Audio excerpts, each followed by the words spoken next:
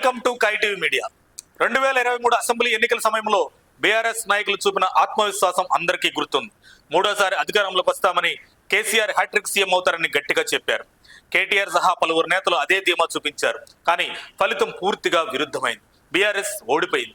ఆ తర్వాత జరిగిన లోక్సభ ఎన్నికల్లో కూడా అదే ధైర్యం, అదే మాటలు. కాంగ్రెస్ పై ప్రజల్లో విసుగు వచ్చిందని, కేసీఆర్ ను మళ్లీ సీఎం చేయాలని ప్రజలు కోరుకుంటున్నారని బీఆర్ఎస్ నేతలు నమ్మకం వ్యక్తం చేశారు. కానీ లోక్సభలో పార్టీ స్కోర్ మాత్రం 0. ఇప్పుడు జూబ్లీహిల్స్ ఉప ఎన్నికల్లో కూడా కేటీఆర్ అదే రీతిలో మాట్లాడుతున్నారు. బీఆర్ఎస్ ఖచ్చితంగా గెలుస్తుంది అని ధీమా వ్యక్తం చేశారు. కానీ సర్వేలు చెబుతున్నది మాత్రం వేరే మాట. ఈ అధిక నమ్మకం పార్టీకి మళ్లీ నష్టం చేస్తుందని.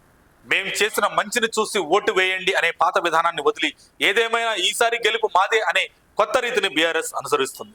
గెలుపుపై ఇంత విశ్వాసం ఉంటే గల్లీ గల్లీ తిరుగుతూ ప్రచారం చేయడం ఎందుకు? సమావేశాలు, సెంటిమెంట్లు ఎందుకు? ప్రతి ఎన్నికల్లో బీఆర్ఎస్ ఓవర్ కాన్ఫిడెన్స్ తో పడిపోవడం ఇప్పుడు సాధారణంగా మారింది అని నెటిజన్లు వ్యంగ్యంగా చెబుతున్నారు. కేటీఆర్ చేసిన విజయ ప్రకటనలు ఆకర్షణీయంగా ఉన్న ఓటర్ల మనసులో ఏముందో మాత్రం ఎవరికీ తెలియదు. కేటీఆర్ సెల్ఫ్ ఎలివేషన్లు చాలా ఎక్కువయ్యాయని రాజకీయ విశ్లేషకులు అంటున్నారు. ఇప్పుడు జూబ్లీహిల్స్ ప్రాంతంలో కేటీఆర్ ఆత్మవిశ్వాసం చర్చనీయాంశమైంది. అభ్యర్థి మాగంటి సునీత కంటే కేటీఆర్ ప్రసంగాలే ఎక్కువ ప్రాధాన్యం పొందుతున్నాయి. సునీత గెలవాలి, ఆమె భర్త చేసిన పనులు గుర్తుంచుకోవాలని చెప్పడం బదులుగా మీరు బీఆర్ఎస్ కు ఓటేస్తే కేసీఆర్ మళ్లీ సీఎం అవుతారు అని కేటీఆర్ ప్రకటించారు. కానీ జూబ్లీహిల్స్ ఉప ఎన్నికకు కేసీఆర్ సీఎం పదవికి సంబంధం ఏమిటి? కేసీఆర్ పేరుతో ప్రజలను మోటివేట్ చేయాలన్న ఉద్దేశమే ఇక్కడ కనిపిస్తుంది. 2023 నుంచి బీఆర్ఎస్ కు ఎదురు దెబ్బలే ఎదురవుతున్నాయి.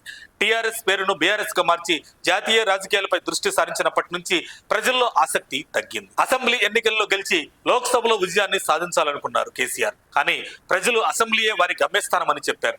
లోక్సభలో 1 సీటు కూడా దక్కలేదు. అయినప్పటికీ ఉప ఎన్నికల్లో పార్టీ ఆత్మవిశ్వాసం తగ్గలేదు. గత ఎన్నికల మాదిరిగానే ఈసారి కూడా బీఆర్ఎస్ నేతలు అదే ధీమా చూపుతుండటంతో ప్రజలకు వింతగా అనిపిస్తుంది.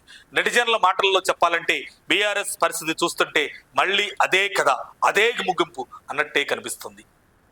మరిన్ని అప్డేట్స్ కోసం మా కాయ్ టీవీని సబ్స్క్రైబ్ చేసుకోండి. మా వీడియో కనుక మీకు నచ్చినట్లయితే లైక్ చేయండి, షేర్ చేయండి. మీ విలువైన అభిప్రాయాలను కామెంట్ బాక్స్లో తెలియజేయండి.